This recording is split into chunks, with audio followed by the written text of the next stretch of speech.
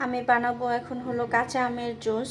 বাচ্চা স্কুল থেকে আসছে, আজকে অনেক গরমও পড়ছে, তো ঝটপট বানিয়ে ফেলবো কাঁচা আমের জুস। এর জন্য আমি নিয়েছি হলো একটা আম, ধনে পাতা আর 2টা কাঁচামরিচ আর পরিমাণ মতো লবণ। আমটা আমি প্রথমে ছিলে ধুয়ে নিব। আমি এখানে আমি আমগুলোকে কেটে ধুয়ে নিয়েছি, সাথে আছে কাঁচামরিচ আর ধনে পাতা।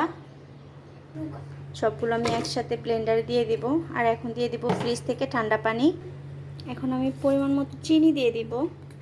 চিনি আমি এখানে 6 চামচ দিব।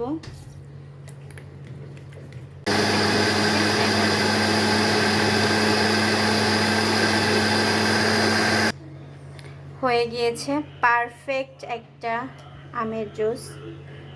এটার কালারটা দেখেন, সুন্দর একটা কালার, একদম দোকানের থেকেও আমরা যে বাইরে কিনে খাই তার থেকে কোনো অংশে কম হয়নি। ধন্যবাদ সবাইকে, সবাই ভালো থাকবেন, আল্লাহ হাফেজ।